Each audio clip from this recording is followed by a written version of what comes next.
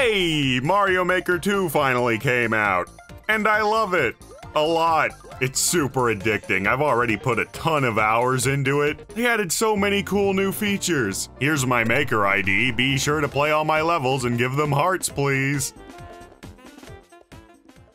Alright then, now that I've started the video genuinely praising this game, hopefully people won't get mad at me when I say that Mario Maker 2, while amazing, is also in my opinion simultaneously pretty disappointing.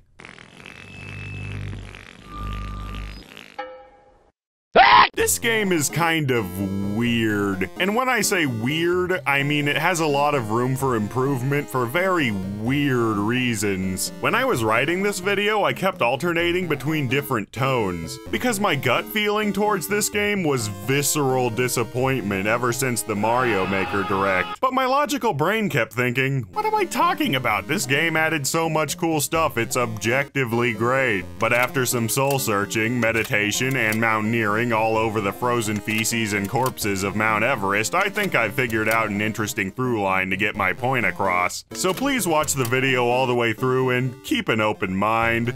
I'm gonna be going over my list of grievances to kinda give you an idea of what I'm talking about. Specifically stuff I think has a possibility of being fixed post-launch. After I spill the context, we'll dig deep into my complex feelings about this game. Sounds great, right?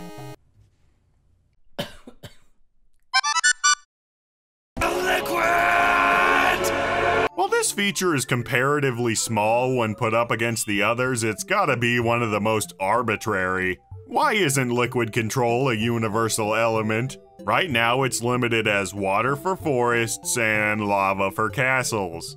But why? I legitimately can't think of a single good reason for this to be the case. The only argument that even makes sense is that it wouldn't fit the other themes, but then you think about it for 10 seconds and it all falls apart. Ground levels are where these water mechanics originate from in the first place, so that's weird. And putting water in other themes can lead to cool combos. With the desert, you get an oasis or the Nile River. For airships, they could become boats. Sky would be like a storm cloud. There's frozen lakes, a flooded house. Underwater castles have been in like every game.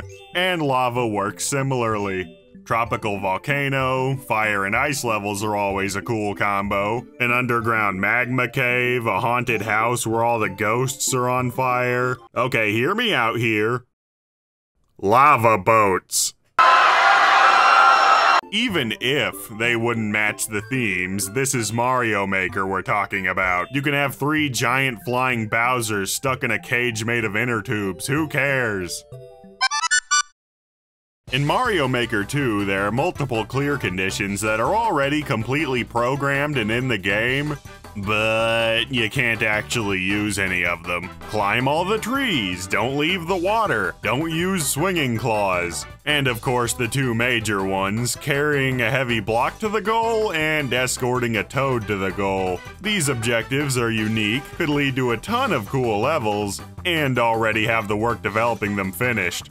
So what's the deal? Well, for the first 3, I have absolutely no idea. Maybe they ran out of time, I don't know. But the latter 2, the deal is the multiplayer function. Yep, that's right, this is a 2-for-1 entry. Neither of these modes would work in multiplayer for obvious reasons. Normally you would be able to just choose to make a single player only level, but in this game for some reason you can't. Heck, you can't even make a level that's multiplayer only. Sure, you can tag it, but that can only do so much. And if you want to make, like, for example, a 2-player only co-op level, well, you're out of luck. Also, on another note, fix the netcode, it's borderline unplayable half the time. Actually, scratch that, it's more like 90% of the time. Like, this is some of the worst and most consistent lag I've seen, even by Nintendo standards. I guess with Nintendo's online multiplayer, you gotta expect substandard service. Even though you really shouldn't now that we're paying for it. I mean, I didn't even bring this up, but they didn't even think to add multiplayer with friends originally. Sure, they're fixing it, but it goes to show the bizarre decision-making process with this. Also, on another note, make local co-op actually convenient, please. Right now, to play local co-op, you have to find levels, slowly download each one individually, go to CourseBot by navigating through 3 menus, and then finally you can play each level, but then it'll be over really quick and you'll have to do it again. Why can't you play these levels cooperatively straight from Course World? It's incredibly tedious and kinda ruins the whole thing. I'm starting to think this game's multiplayer functionality was kind of half-baked.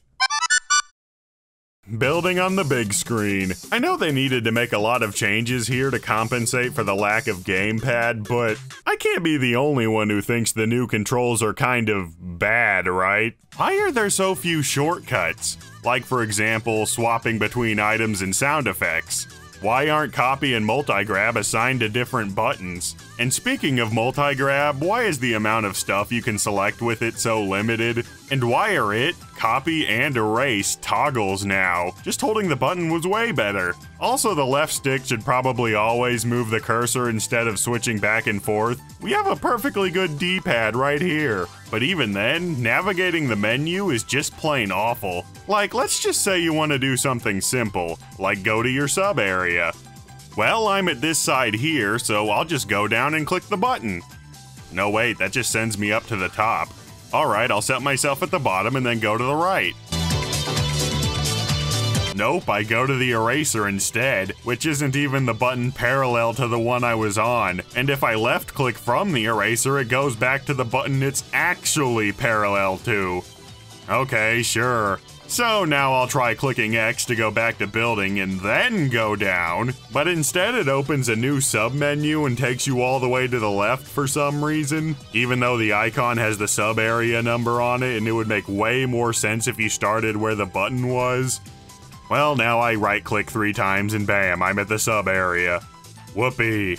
These things and more may sound petty, but all combined, they make building with the controller kind of a massive chore. Sure, you can get used to it, but people said the same thing about Star Fox Zero, and well, yeah. Outside of that, there's even more inconvenience. There's no bookmark site, despite there being one for the original. When co-op building, you need to use sideways Joy-Cons for absolutely no reason. You can't automatically see the courses people in your friends list have made, the previously mentioned hassle of local multiplayer, the inability to restart from checkpoints or stack pipes. Placing semi-solid platforms around for background purposes is still a massive pain. The game doesn't auto-kill you when certain objectives are failed for some reason. Even though speedrunning has a bigger focus in this game, there's no way to see your time while you're playing a level, which is really bad. When using detailed search, you can't even search for night levels, or even filter by new and unplayed. And scroll stop, while an amazing feature, is kind of a pain to work around when you don't want it. Look at this weird stuff I had to pull off to keep the screen centered properly, jeez. Developmentally, this game has more blind spots than a Dalmatian with albinism. And sure, none of these alone are game-breaking, obviously. But all combined, it's shockingly sloppy. I mean, this is a AAA Nintendo game we're talking about here. The music in this game is great. Mostly. Koji Kondo and company did an excellent job on all the new arrangements. But I have a hunch that at some point the game's music team ran out of time to make new, music. For one disappointing example, 2 of the new Mario 3 themes don't have new arrangements. The editing screens for them have unique remixes, but the stages themselves, they didn't get anything. They're the only ones in the game like this, and it's really weird. Luckily for us, the Super Mario Bros. 3 ground theme is still a massive banger, and fits both of them pretty well, but, you know, it just seems weirdly unfinished. But as for the night themes, it's the same thing in every single one of them with the same single instrument. And honestly, it's kind of bad. These songs seem shockingly lazy and rushed for a game of this caliber. but at least it's quaint, I guess. Some of them have grown on me over time, but either way, none of them stick out as anything particularly good. And way more often than not, they don't fit the theme of the level you're making. They didn't even bother to make them use the proper sound font for their respective consoles. Meanwhile, some of these songs are so bad, I'm not exaggerating when I say it's reaching Yoshi's New Island levels.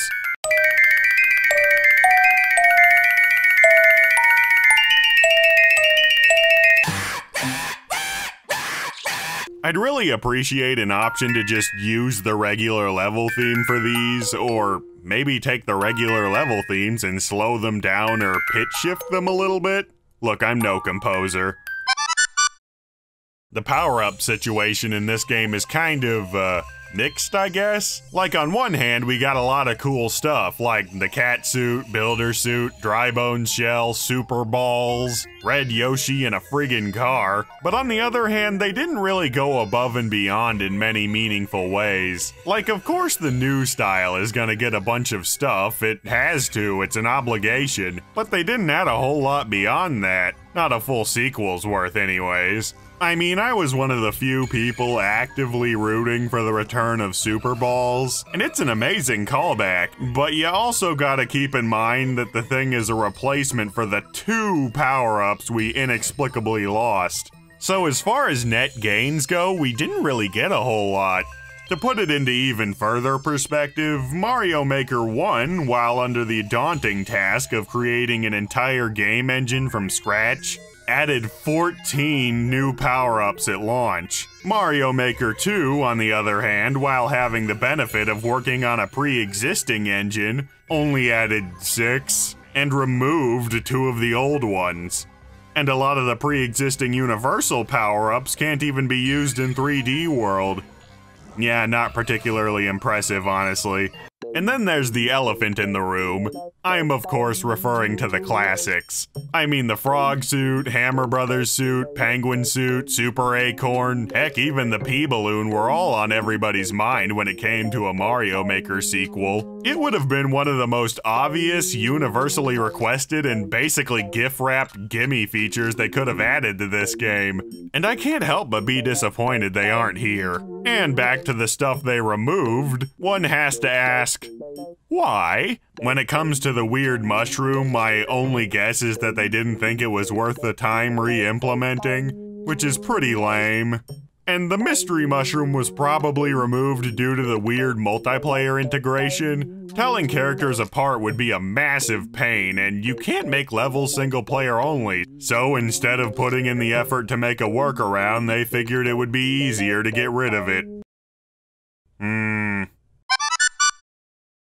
Oh boy, the enemies. Okay, some of you might remember a month or two ago I made a video of the top enemies I wanted to see in this game, where I was super hyped about all the possibilities they could bring. But little did I know at the time that we had pretty much already seen all the enemies they added. So I didn't get any of them right. Heck, I did even worse, because I assumed all the 3D World enemies would be compatible with the old styles. Also, I assumed Fire Brothers would be a universal element, but they weren't.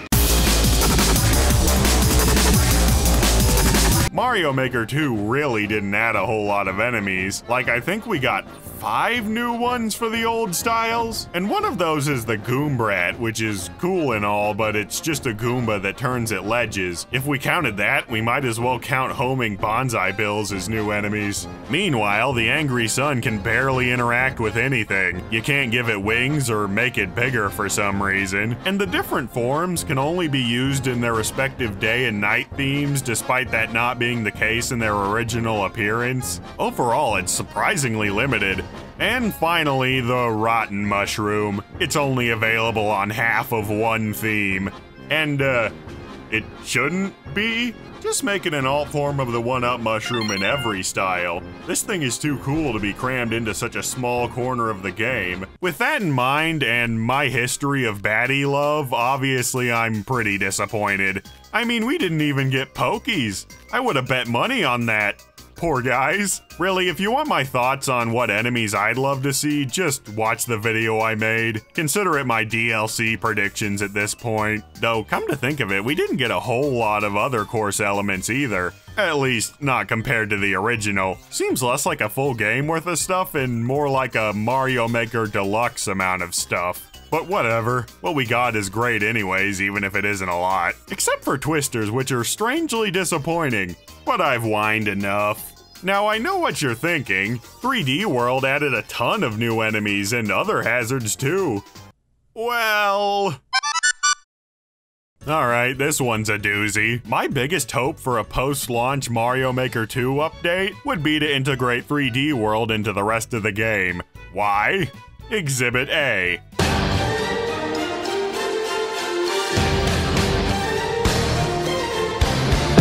Really though, the fact that Mario 3D World isn't compatible with the old styles is only a bad thing. No matter which side you prefer, 3D World doesn't have basic stuff like stacking, rails, two-state blocks, vines, night versions, multiple semi-solids, and shell power-ups, and is also missing a lot of enemies. The older styles, meanwhile, don't have obvious stuff like Fire Bros and Porcupuffers, and easy to implement stuff like crates, exclamation point blocks, track blocks, and blinking blocks. They're just squares and the programming is already done, come on! Like, if you really think about it, 75% of the new content in Mario Maker 2 is stuck in 1/5 of the game.